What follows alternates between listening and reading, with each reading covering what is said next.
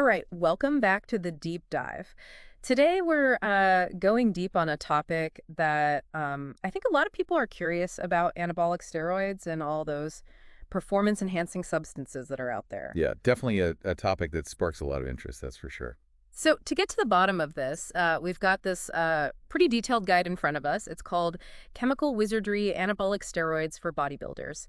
And our mission today is to really distill it down, help you understand what's really important without having to wade through all the technical jargon. Right. We want to make sure you get the key takeaways without, getting bogged down in the minutia. Exactly, because this guide covers a lot of ground. It really does. It starts with like the basic science, how these substances actually work on your body. Huh. Then it goes into, the practical side of things, like how to use them.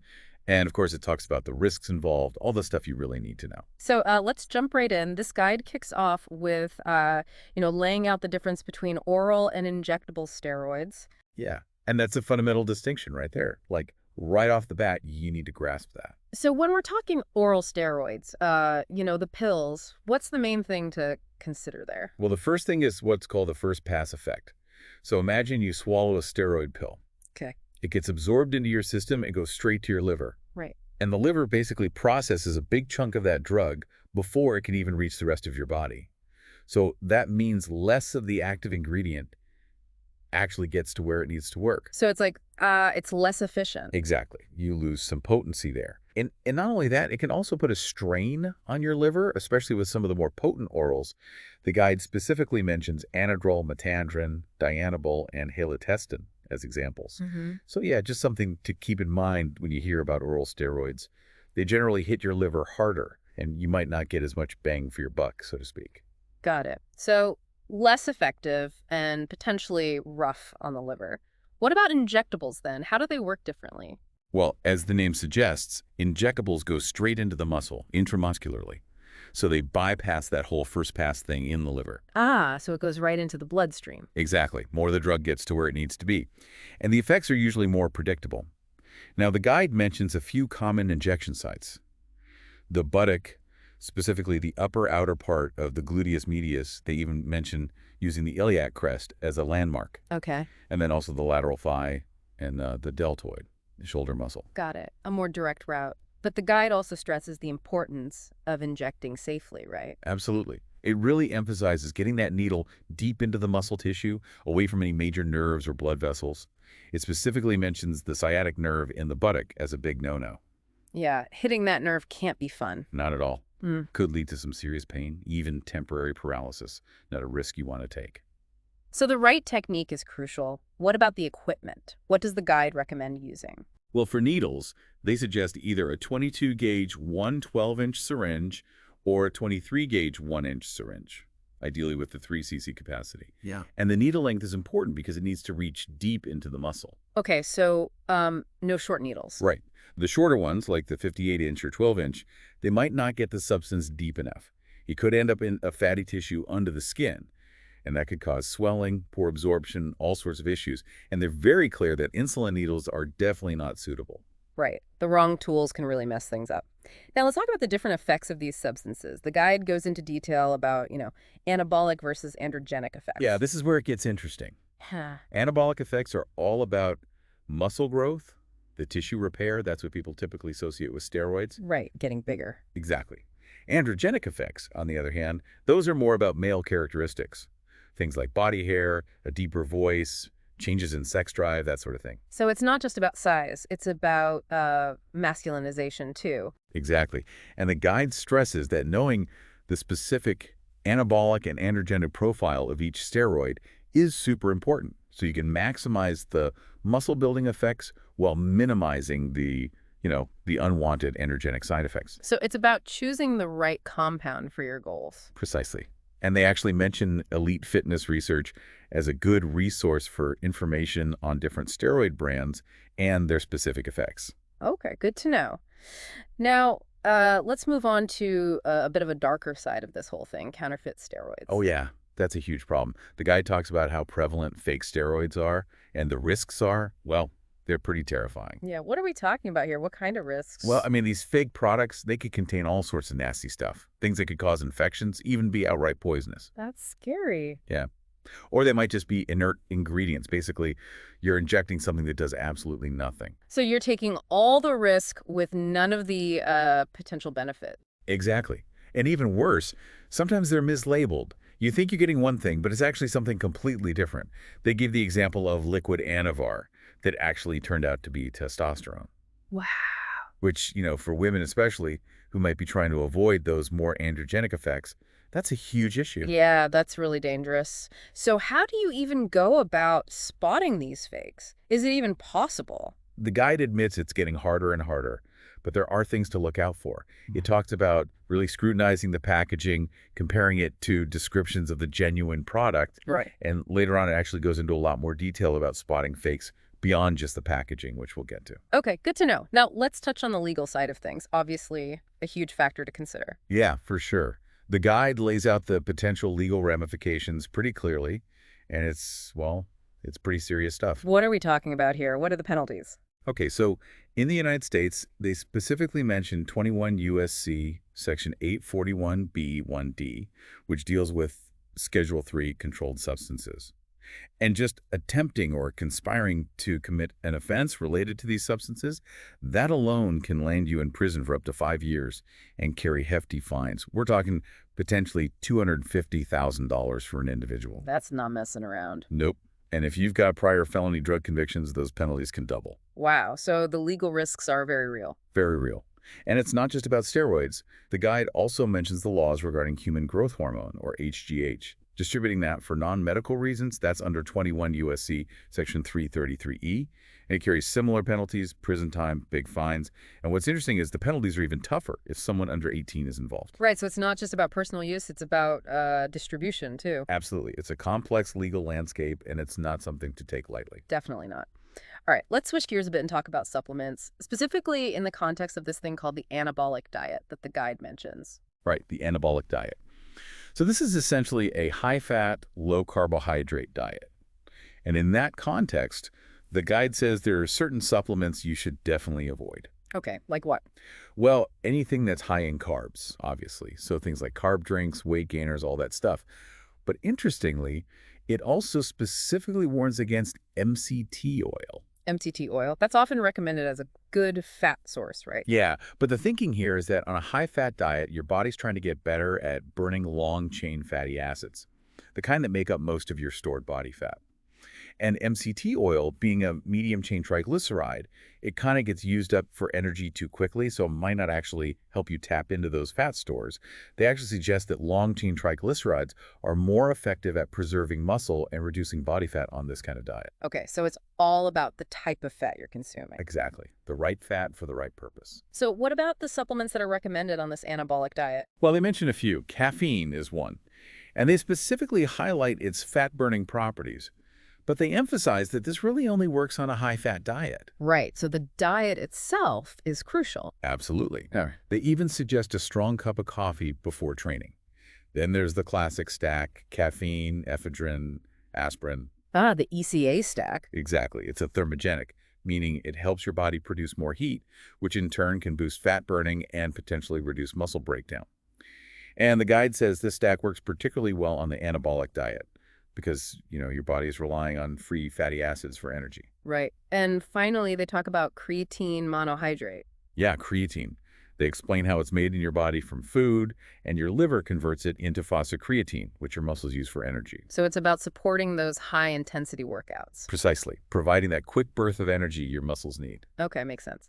Now, the guide also gets into training methodology, specifically this high-intensity training, or HIT. Right, HIT. It's all about pushing yourself to the limit, really focusing on each rep, working those muscles to complete fatigue. So quality over quantity. Exactly. They actually say a single set can be enough if you're training with that level of intensity, as long as you're reaching concentric muscular failure within your target rep range. And what's the recommended rep range? They suggest 8 to 12 reps, but they emphasize that time under tension is even more important. They recommend a 6-second rep, 2 seconds to lift the weight, 4 seconds to lower it. Okay, so controlled and deliberate. Absolutely. And if you hit failure before the lower end of your rep range, the weight's probably too heavy. If you can do more than the upper end, it's too light. The key takeaway is that intensity is the driving force for muscle growth, for adaptation. Makes sense. Push yourself hard, but listen to your body. Exactly. Now, let's circle back to those counterfeit steroids. You mentioned earlier that the guide has more tips on how to spot them beyond just the packaging. Oh, yeah. This is where the guide gets really detailed. It talks about carefully inspecting any orders you receive, looking for anything suspicious, unfamiliar brands, weird containers, anything that just doesn't feel right. And they recommend using resources like www.elitefitness.com to compare what you've got to what's known to be legit. Okay, so do your research. Absolutely. They also warn against using express mail for overseas packages. They suggest regular mail might be less likely to get intercepted. Interesting. So slow and steady wins the race. Maybe in this case, yeah. Yeah. Another thing they mention is checking whether a product is supposed to come in a vial or an ampoule. Vials are those multi-dose containers with the rubber stopper, and ampoules are those single-dose sealed glass things. Right, I've seen those. So if you get something there's typically an ampoule, but it comes in a vial, that's a huge red flag. And with ampoules, they mention the air bubble test. Basically, there shouldn't be any air bubbles trapped in the glass itself. Okay, good to know. Any other specific products to watch out for? Yeah, they specifically say that most black market parabolan is fake because it's only made by one company in France. Oh, got it. And nandrolone is another one that's often counterfeited. Apparently, the 200 milliliter version is faked more often than the 50 milliliter. So, yeah, lots of things to be aware of. So it's all about being a savvy consumer, doing your due diligence. Absolutely. Vigilance is key. So what else should we be looking for? Well, for vials, they say to check the metal ring around the stopper. It shouldn't rotate on a genuine product. Okay. And look for expiration dates and lot numbers that are actually stamped or burnt onto the docs and label, not just printed as part of the label itself. They also mention a scratch test for the lettering on ampoules. Basically, if you scratch it gently, the lettering shouldn't come off easily. Ah, okay. So like a quality control check. Exactly. And they're very clear that loose pills are a major red flag. They also point out that real American pharmaceutical-grade steroids almost never make it to the black market. So if it seems too good to be true... It probably is. They emphasize that anything you find should be listed in a reliable guide so you can cross-reference and verify. And finally, if you're buying multiple vials or ampoules of the same product, line them up and make sure the liquid levels are consistent. Okay, that's a good tip. So lots of practical ways to protect yourself. Absolutely. It's all about being informed and paying attention to the details. Now, the guide even touches on the somewhat DIY aspect of creating injectable solutions with these sterile kits. Yeah, this is where it gets a little interesting. The guide lays out the general process. For informational purposes. It usually involves adding hormone powder or even crushed pills to some carrier oil in a vial. Then you heat it gently to dissolve the hormone, and you might filter the solution afterwards. So it's like home brewing, but for steroids? Kind of, yeah. And they give specific instructions on how much oil to use, the temperature to avoid overheating, which can mess up the binders in the pills. And they talk about letting the solution settle so any undissolved particles sink to the bottom. That way you might not even need to filter it, and you get more usable solutions. So maximizing yield. Exactly. And just to be clear, this is purely for educational purposes, right? We're not advocating for this. Right, exactly. It's just about understanding what's out there. And they also mention a more advanced version of this, a V2 kit, that involves using a sterile filter and syringe for a final filtration step. Okay. And they even include a quote from Animals FAQ, where they claim that everything in these kits is farm grade or purer, and patented for injectables. That's a pretty bold claim. It is. All right, let's move on to a rather fascinating and somewhat niche substance that the guide discusses, prostaglandin F2 alpha, or PGF2A. And the guide makes it clear that this is not for everyone. Right. PGF2A, also known as little eyes. And it's interesting because the guide relies heavily on personal experiences shared on the elite fitness forums to describe its effects. It basically emphasizes that while it can be effective, it comes with some pretty intense side effects. Okay, like what kind of side effects? Well, users describe these insane pumps during workouts, but also, frequent trips to the bathroom and significant pain at the injection site. They even detail one user's experience, Big Brother Val, who was injecting frequently into his arms. He said the pain got better over time, but he still experienced shortness of breath and chest tightness, along with noticeable muscle growth and fat loss. Wow, so it's powerful stuff. Definitely. But not without its downsides. And the timing of the injections seemed to be a factor too. How so? This user, Val, he changed his injection schedule based on articles by someone named Darkham.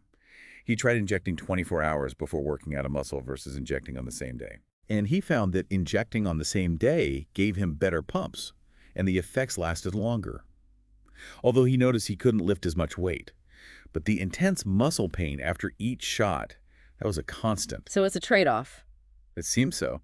And what's interesting is the theory behind how PGF precisely. And they even share some personal protocols for using PGF2A. Things like having an oatmeal and protein shake beforehand, and then glucose tablets and another shake afterwards. Okay. And they recommend using really fine gauge insulin pens, 28 or 29 gauge for the injections. So it's all about the details. It is. And they also list some potential side effects like diarrhea, cramps, even bleeding, especially if it comes into contact with women, particularly pregnant women. They even mention experimenting with DMSO, which is a kind of solvent, applied topically with PGF2A on a gauze pad as an alternative to injections. So it's powerful stuff, but definitely not without risks. Definitely not. Now, the guide also provides profiles for several specific anabolic steroids. Yeah, it breaks down quite a few of them, and each one has its own unique characteristics that are important to understand. So give us the rundown. What are some of the key ones? Okay, so there's primobolan depot, which is methanolone enanthate. It's described as having high anabolic effects and low androgenic effects, so it's potentially good for both bulking and cutting. And because it's oil-based, you only need weekly shots. Okay. Then there's sustanon, which is a blend of 4 different testosterones. This one is known for its very high anabolic and high androgenic properties, so it can lead to some pretty dramatic strength and size gains. Again, weekly shots because it's oil-based, and the blend is supposed to help minimize side effects. Got it. What else? Winstrol, or stanozol, is another one that's mentioned. Moderate anabolic effects, very low androgenic effects. It's popular for cutting because it doesn't cause much water retention. It comes in both injectable form, which is water-based, so you need shots every 2 to 3 days, and oral form, which you take twice a day. And it's also said to potentially help with joint, tendon, and ligament strength. Interesting. So it's got multiple benefits. So they say. And then there's Masteron and methyltestosterone. They're mentioned specifically in a pre-contest cutting protocol, and so is Lasix, which is a diuretic, and topical creams like thiamicase and DMSO gel for targeting stubborn fat deposits. Okay, so getting ready for competition. Exactly. Then they compare durabolin and decadurabolin, which are both nandrolones. Durabolin is said to require half the dose, but you need to inject twice as often. So it's a trade-off between dosage and frequency. Right. And testosterone antagonist is mentioned as an alternative to testosterone cypionate. And finally, they recommend using an anti-estrogen like Proviron, which they say is preferable to Nolvadex because it's less likely to suppress growth hormone and IGF-1 production, and then Clomid for helping restore natural hormone production after a cycle. So a lot of different options with different effects. Absolutely. It's a whole complex world of its own. Now, the guide also touches on workout and diet recommendations during a cycle. What are the key points there? Well, they suggest aiming for a high protein intake, at least 2.2 grams per kilogram of body weight, and a high calorie intake, around 45 calories per kilogram of body weight. Okay, so eating big to get big. Basically, yeah. And for the training, they recommend a high-intensity routine with heavy weights, lower reps, 6 days a week, with each session lasting 60 to 90 minutes. And after the cycle, they advise a less frequent routine, 3 days on, 1 day off, for about an hour each session. They also suggest supplements like evening primrose oil and cod liver oil for liver and kidney support, along with drinking plenty of water, at least 10 glasses a day, and making sure you're eating enough overall while still being mindful of your fat intake. So it's a holistic approach, addressing all aspects. It is, and they even go into detail about the ketogenic diet, specifically for bodybuilders. Tell me about that. So as they describe it, it starts with a carb up on Sunday night, where you eat simple carbs and avoid fat. Okay. Then for the next 5 to 7 days, you follow a diet that's really high in fat, like 75 to 80% of your calories, moderate in protein, around 20 to 25%, and very low in carbs, only 15 to 20 grams per day. So really pushing the body into ketosis? Exactly. They even mention using keto sticks to monitor your ketone levels in your urine. Okay. And they list a bunch of acceptable foods like different meats, chicken skin, eggs, although they suggest moderation with eggs because of the dairy content, limited dairy, and green vegetables. But they emphasize reading nutrition labels carefully. Right, because even seemingly healthy foods can have hidden carbs. Exactly. Then they have a carb up phase on Saturday and Sunday, where you eat about 10 to 15% more calories than your active metabolic rate. This time the diet is high in carbs, around 60%, low in fat, 15 to 20%, and moderate in protein 20 to 25%. And you eat these meals frequently.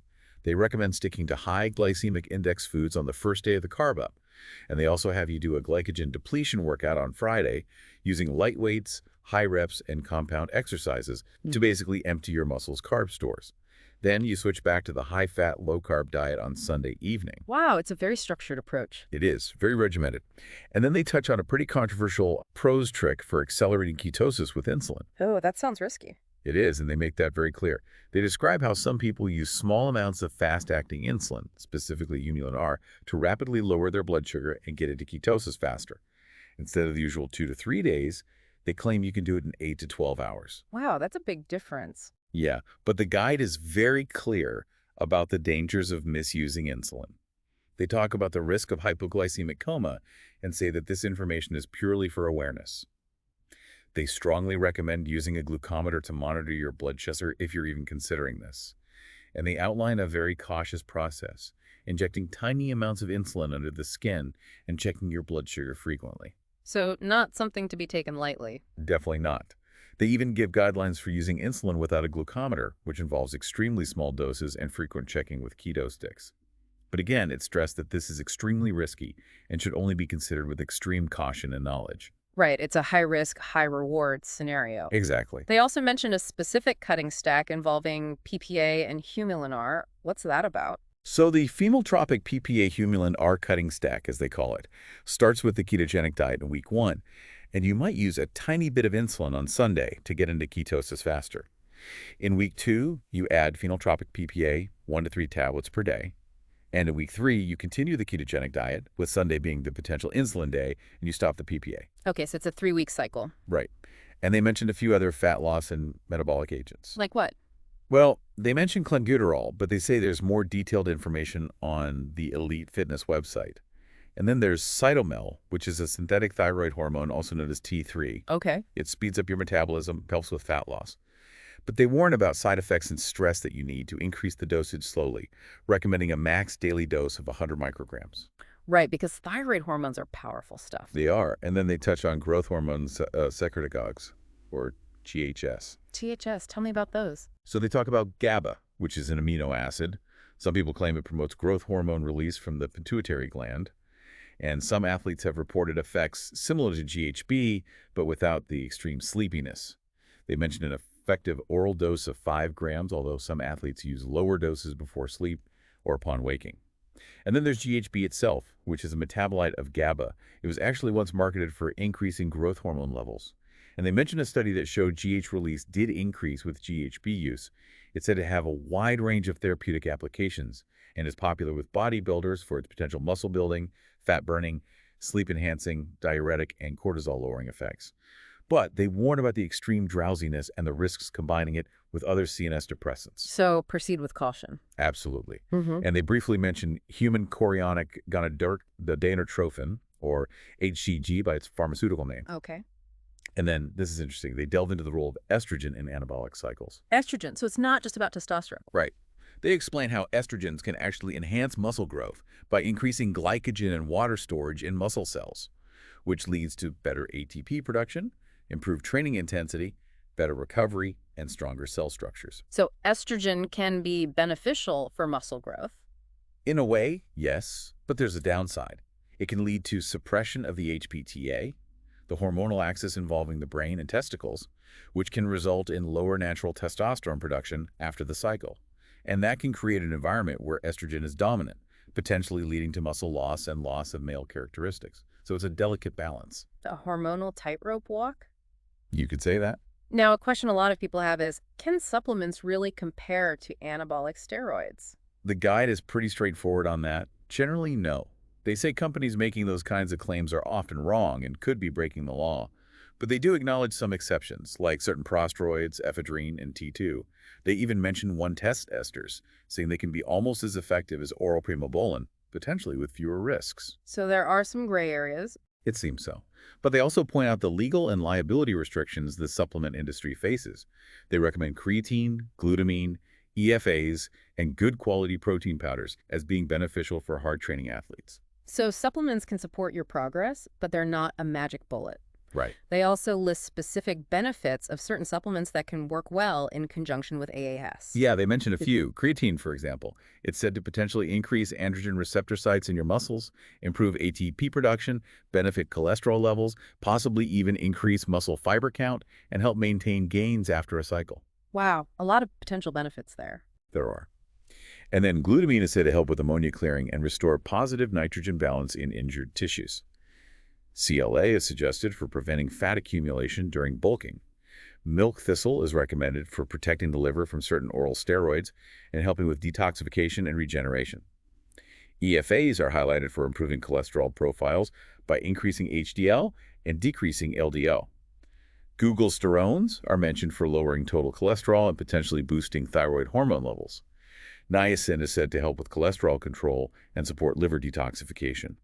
And finally, flaxseed oil is a good source of omega-3 and 6 EFAs and contains lignans, which can act as estrogen antagonists. Wow, that's a lot of supplements. It is. It's a whole other world to navigate. Now, the guide also has a Q&A section that goes into more detail on specific topics. What are some of the highlights there?